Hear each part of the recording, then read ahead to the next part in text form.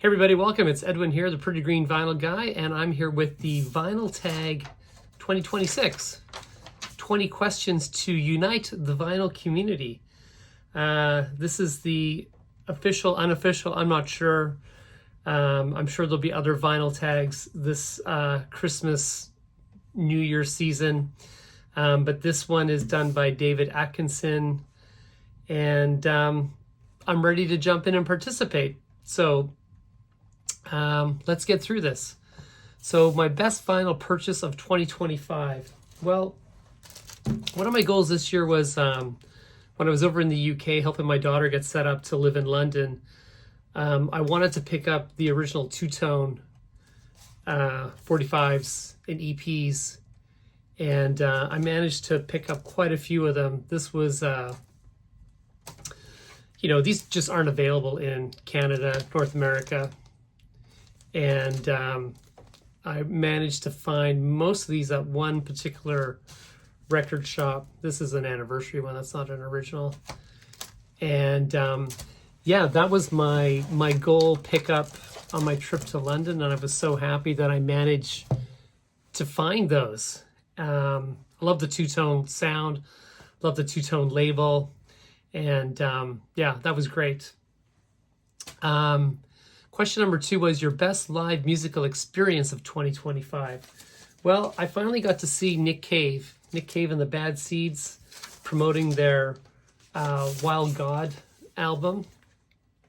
I saw them at the Queen Elizabeth Theatre in Vancouver, which is an amazing venue. And he was amazing. It was like a religious experience. I mean, I'm not a godly person by any stretch of the imagination, but it was a sermon. It was an incredible performance. The man and his band, Warren Ellis, the multi instrumentalist, just what an experience. One of the best concerts I've seen in many, many years. And I had waited a long time to see Nick Cave and the Bad Seeds, and it did not disappoint. Okay, question 3 is, will your vinyl record collection in 10 years' time be bigger, smaller, or about the same? Well, I'm going to envision that in 10 years, my vinyl collection's probably going to be smaller. I have about between 2,000 and 2,500 vinyl records in my collection. And I don't perceive that I'll be living in this house in 10 years' time. Coming up to 60, I'm probably going to downsize. We might even move out of the country. I'm not sure where we're going to end up. A lot of it depends on where my children are. So I would say that it's probably going to be smaller. I'm probably going to have to just save a couple of my favorites, and who knows if that'll be it or if I'll continue in a new venture down the road in retirement. I don't know, but I'm going to say it's going to be smaller. Question number 4. You move into a new house. You play one record at 11 to announce your arrival to the neighbors. What is it and why? Well, I'm going to go with Led Zeppelin 2. I mean, you got to crank the lead out to let the neighbors know you're here. And I mean, you got a whole lot of love playing, and I think this just kind of identifies whether your neighbors are going to like you or not, right? But if they all come running over and go, "Hey man, welcome to the neighborhood," I guess that's a good thing. Show 2 albums. This is question 5. Show 2 albums, one each favorite male and female singers. Well, for male, I'm going to go with Marvin Gaye. And, this is his essential album, What's Going On the Tamla Motown label. I mean, we can't really argue that he's not one of the greatest voices of all time. And we can't really argue this isn't one of the greatest albums of all time. So, yeah, so favorite male performance, I'm going to go with Marvin Gaye. And for female, I'm going to go with Nina Simone. This is I Put a Spell on You. Again, you can't really argue that she's not one of the greatest female singers of all time. And both very political, which I probably like, because I like things that, you know, cause change for what I feel is a better way. And they were both leaders in their communities. They both sang with, you know, their heart on their sleeve. They were very emotional, very groundbreaking, and you know, they both led a movement, really. So that would be my choice for two albums, favorite male and female singer. Question number 6, your top 3 soul/dance records. Well, I'm going to go with some British soul to start with. This is Dusty Springfield, and this is a single, I Only Want to Be With You. You know, just a great kind of mod classic. You know, reminds you of all those dance shows, British teenagers dancing on television in the 60s. And then, you know, you got to get down and do some salsa dancing. This is Willie Colon and Ruben Blades. And there's a song on here called Pedro Navaja. I butchered it. And basically a salsa dancing song. And my last pick's going to be, this is interesting. This is Katie Lang. This is kind of her songs remixed and in kind of like club mixes. And it's a fantastic album. And look how great Katie Lang looks in this photo. Anytime a woman's in an evening gown straddling a stool, that works for me. And yeah, this is a great album. And, you know, I play this when people are over for dinner and stuff, and they're like, well, that's Katie Lang, but I've never heard this version. This is an excellent album. This is called Makeover. So that's my 3 dance soul choices. Question 7, a real stinker. Nominate a track you hate from an album you love. Why the hate? Well, one of my favorite bands, if you watch my channel, is The Police. I love The Police. They define probably my teenage youth more than any other band. In fact, I just did a ranking video on the Police albums. But my major problem with the Police is I don't think they had a perfect album. I think they had 5 amazing albums, but there's a stinker on every album. So if we look at Outlandish to More, the debut, Be My Girl Sally is absolutely atrocious. If we look at Regatta de Blanc, On Any Other Day is a terrible song. If we look at Outlandish to More, Zenyatta Madada, pardon me, the 3rd album, the Do-Do-Do-Da-Da-Da-Da, Ghost in the Machine, basically the whole side 2 is not great. And Synchronicity, you know, On Any Day, it could be Mother, it could be King of Pain, it could be Wrapped Around Your Finger. And I know those might be controversial, but, you know, by that time Sting's head was so bloated. Yeah, they're just terrible songs. Okay, one album from the 60s, 70s, 80s, 90s, 2000s, and 2010s. Okay, from the 60s, I'm going to go with the Kinks. The Kinks are the Village Green Preservation Society. Fantastic, you know, kind of a storytelling album, English society in the 60s, the village life. An absolute brilliant album. That's for the 60s. For the 70s, I'm going to go with the Sex Pistols, Never Mind the Bollocks. Here's the Sex Pistols. For the 80s, I'm going to go with U2, War. Again, an album that really defined my youth and what a banger of a third album from U2 from the 90s. I got to go with Oasis, definitely maybe. When I thought about these, I thought about, okay, I traveled to Vegas to the Sphere to see U2. I traveled this summer to Toronto to see Oasis. So, I mean, if I'm willing to get on a plane and pay money, they have to be my choices. From 2000s, I'm going to go with, I mean, these were kind of recorded at the same time, but Amnesiac and Kid A from Radiohead, two of the greatest albums ever made.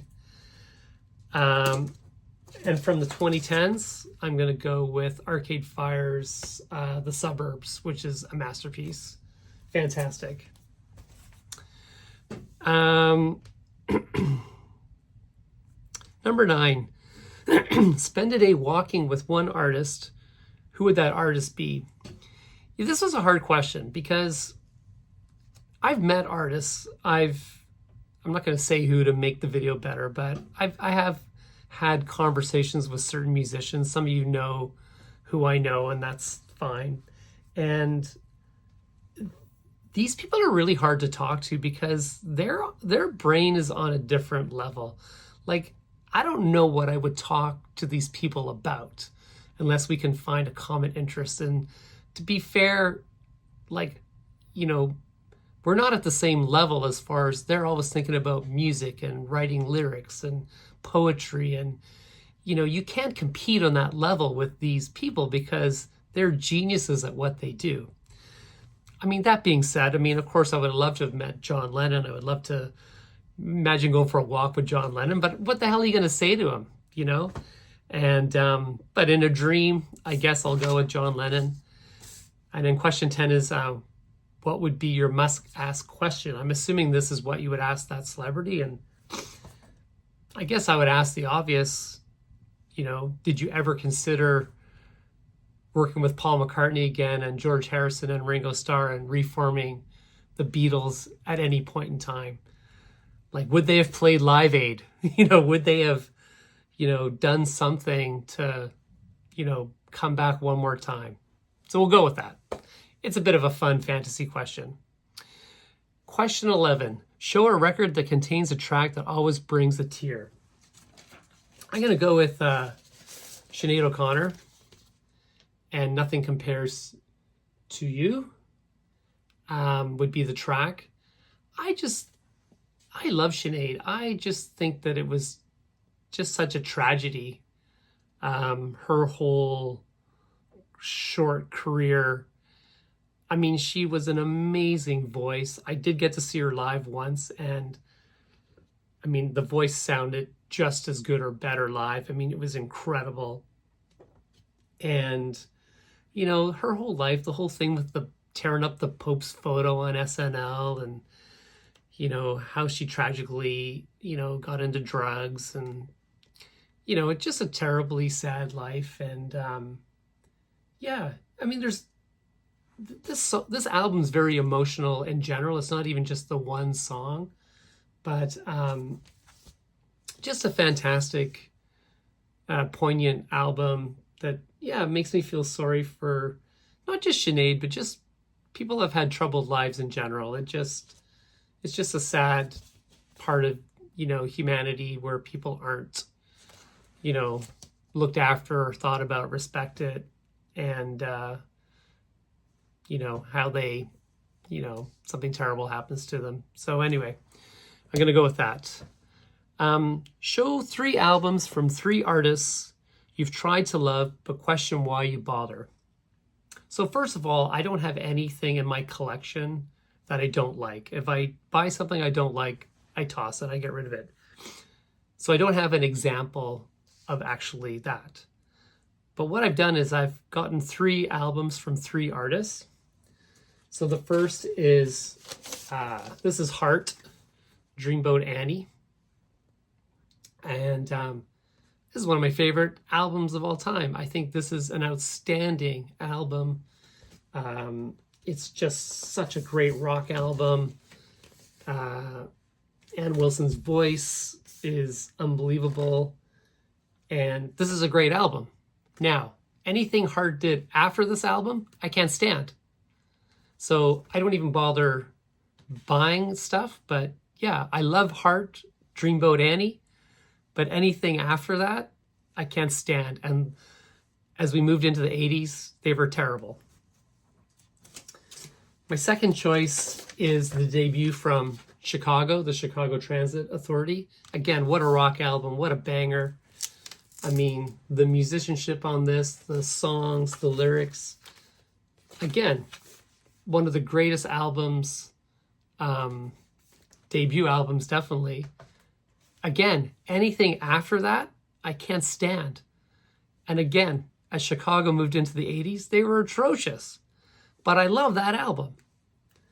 And my last one, this one could be a little more controversial because I know this band's well-liked in general. Jefferson Airplane. Same thing. I love this album. But again, everything they did post this, I don't really like. I can't stand it. And again, as they got into the 80s, they probably had my most hated 80s song. We Built This City. I can't stand that song. And anyway, so there's 3 artists, 3 albums that I actually love of theirs, but everything other than that, I hate. Question 13, an album from an artist whose character disappoints you. Can you separate the artist from the music? So, I mean, there's lots. If you watch my channel, you know I have problems with Clapton and Van Morrison and sometimes Roger Waters. But today I'm going to go with Morrissey. And, you know, I love the Smiths. I do not have any solo Morrissey. And I guess that's where, when we talk about can you separate the artist from the music, so as he's only 1/4 of the Smiths, I can separate the artist from the music. And he wasn't a douchebag when he was in the Smiths. As a solo artist and as time goes on, he's just become a bit of a prick, hasn't he?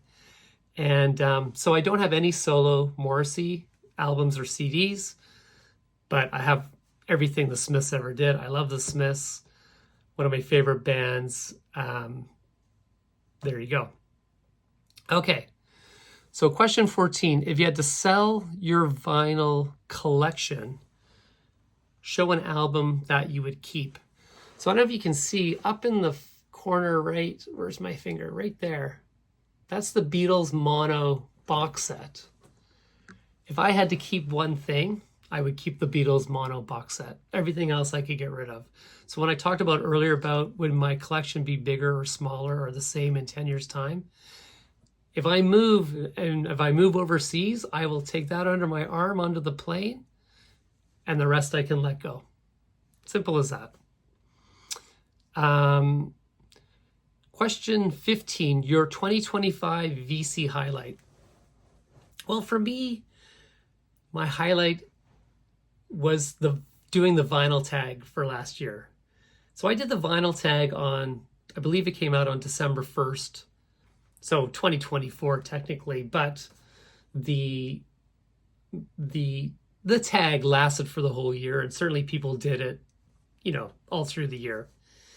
And of course, I was hit with huge controversy at the beginning because of the earliness of the vinyl tag. And, you know, I did that kind of on purpose because I wanted to be first out of the gate. I knew that if I waited till, you know, Boxing Day or New Year's Day, there was going to be competition. And I simply wanted to be first out of the gate, you know? And I didn't think that that would cause so much controversy. And it did. And some people just never forgave me for being early, and that's fine. But what came after that was this amazing building of this vinyl tag community for last year. I mean, I had, you know, 4,000 or 5,000 people watch the video for the tag. I had hundreds, you know, do a tag video. And, you know, anytime that you can, you know, connect, I met people I'd never met before on the vinyl community. And, you know, I feel really good about what I did. I feel good about the tag. Did I make mistakes in tag? Yes. I should have proofread it better. And, but whatever, you know, it's for fun. This isn't my job. This isn't my career. This isn't my life. This is a way to connect with like-minded people that like music, like vinyl. And that's what I got out of the vinyl tag. So, David, I hope you get the same this year. You're going to have the haters. You're going to have the people that love your questions. It doesn't really matter. As long as you connect and find where you're going on this journey, that's all that matters. So that was my highlight of 2025. Oh, hold on. One sec. I forgot a prompt. What's your favorite biopic movie? So mine would be Control. This is the story of Ian Curtis from Joy Division. This is a fantastic film. This is by Antoine Coburn. I slaughtered that. But he's a famous photographer. He did a lot of great photos of bands like U2 for the Joshua Tree, for Depeche Mode, the Violator kind of era, Ultra era. I know he's made other movies. I should probably be better prepared. But this is Control.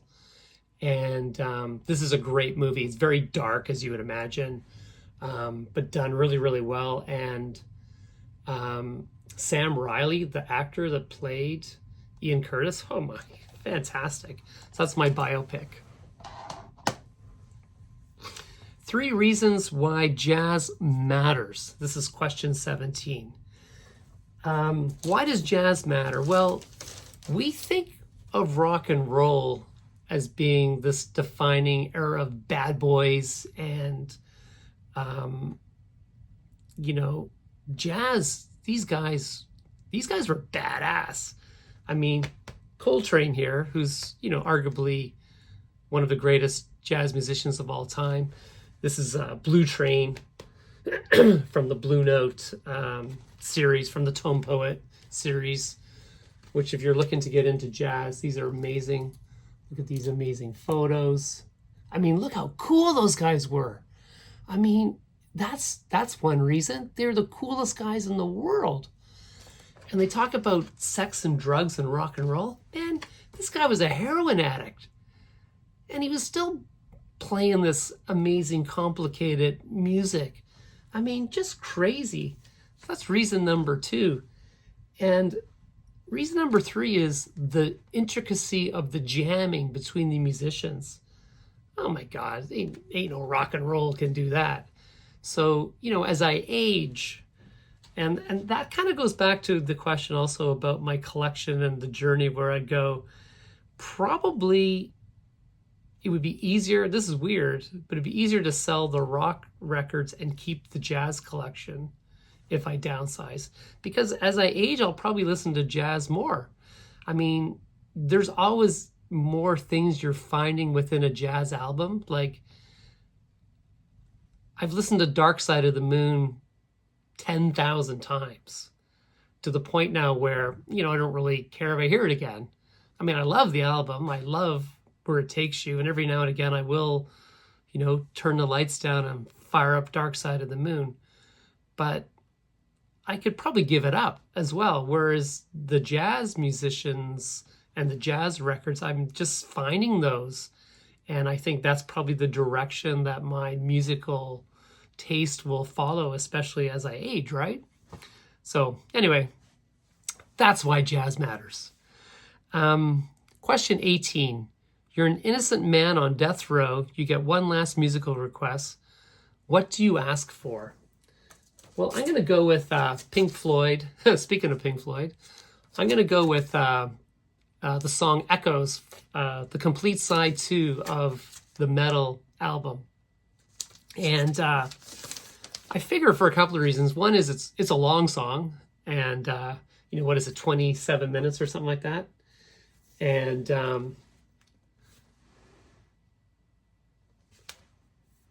we'll keep Roger Waters covered with the Obi strip.